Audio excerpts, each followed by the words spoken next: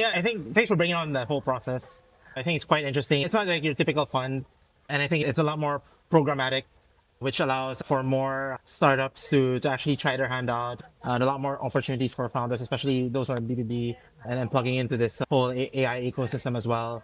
I was curious to know, because you're working with so many enterprise, how has that impacted, I don't know if you can share this, but like, how has that impacted like your LP strategy, right? Does this lock you out of, because you don't want to, I don't know, maybe to be too biased towards certain enterprise, or because you're trying to help as many as you can, right? How does that impact your LP strategy, or how you thought about? Yeah, so I think that's a very interesting question. In fact, I think it's very aligned with our LP strategy because in our report, we actually set out the three key things that we want to do. Yeah. Is that we want to invest in a lot more AI startups in the region to drive the growth. The second thing that we want to do is the go-to-market part, which we are already doing. Yeah.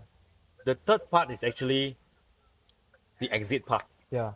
And because of the first two things that we're doing, and especially the alignment of doing a lot of GTM for startups with enterprises, it actually very aligned with the exit part, where some of these enterprises, which is already happening, are looking at co-investing into the startups that are working with them.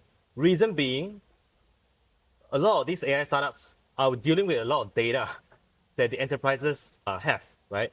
And the enterprises are also thinking that, hey, I'm giving so much of our valuable data to these enterprises, and we're giving Startups. so much. Yeah. We're giving so much of our data to these startups to fine tune, to build our workflows, and we should definitely make them part of our ecosystem for the long run, for strategic reasons. But actually, that's exactly what we want to see. Yeah. Like we never intentionally ask the enterprises about, hey, do you want to invest in the startups? Because we understand that it's just too early for them. Because it's always it's a lot of show and tell that they have to see AI that's really working, not just like using ChatGPT. It's not like it can't be carried over a deck or something like that. So a lot of they really need to see that this AI can help certain workflows that is end to end, but it's not so surface level kind of GPT. And so our thinking has always been that let's prove that this works. Let's prove that AI startup is the right strategy for you. Because from an enterprise perspective, they can totally build using their own AI team, right? They can outsource to their IT vendor. Hyperscalers always provide free engineers to enterprises to build prototypes. Right. They are so spoiled, right? They have a lot of options. Right? So when we work with them, we make it very clear that, hey, we're not going to convince you to stop everything that you're doing. But all we ask is that be open-minded to working with AI startups as one of the ways to supercharge your innovation. And we're starting to see this taking off, right? That they are warming up to the idea that, hey, maybe we should do a strategic investment into the startups. And eventually, they have a strategy to acquire these startups as well.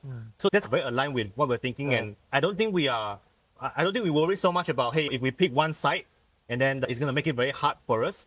But it's more, I think it's a FOMO right now, right? Whoever take the first step, we will be very open to structuring this kind of engagement with them and work with them to double down on their AI strategy. Yeah. And I'm wondering what your view is on what will define, because obviously right now you're trying to focus on maximizing the players in the space, especially from the startup point of view, and maximizing the amount of connection, the connectivity with the enterprise and startups. But obviously, I guess from a venture mindset, you want there to be like a winner, so to speak. What do you think will define that winner? And obviously, like with AI, like tooling or apps, there's a lot of overlap sometimes. One HR app starts with this feature, but then all of them eventually will like overlap at some point. So what do you think will define a winner in this space? I think that we don't think too much about who is going to be the ultimate winner. To your point, right? Eventually, there will be overlaps in some way or another. And in fact, there's a lot of synergy between the different AI startups. And because we always start with the demand, and we just go where the demand is. And eventually, what we believe where we will land is that we will start building a suite of AI solutions that kind of have certain synergies. Like it could be, hey, we probably have 5 AI startups that just very focused on banking, and there'll be one that focus a lot on, say, on the investment part. There'll be one that's very focused on the customer experience part. So I think regardless of the overlaps, they'll have their own specializations.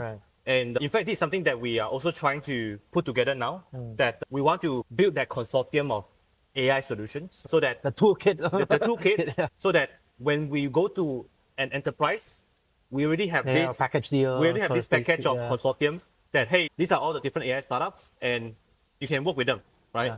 In different areas, and these are their specializations. Yeah. And I think that coming from AWS and the cloud background, give us the opportunity to think about how to make that work as well. Because in AWS, we also have this kind of partnerships program where we partner with the B2B SaaS solutions to sell to the AWS customers. So I think we are trying to take a bit of leaf out of that playbook, that how can we do the same thing so that we can continue to snowball these efforts that we're doing. We are not too worried about who's going to win, because one is just too early to tell right now. Yeah. And second is that the demand, there's so much. Right. There's so much demand that we need more. In fact, we need more AI solutions. Yeah. No, quite interesting how, I guess maybe this is an effect of coming from AWS, but having that customer first mindset, I guess, as opposed to, obviously you're still thinking about LPs, you're still thinking about the founders, but starting with the customer, the end customer first, has impacted the way you set up this fund and set up its operations and all of that. Quite interesting. I don't think there's a firm that really thinks that way in this part of the world. And maybe that's probably an effect of AWS, probably an effect of AI, of it being an AI fund as well. Or maybe we're just too nice. Maybe too early to tell. We'll see.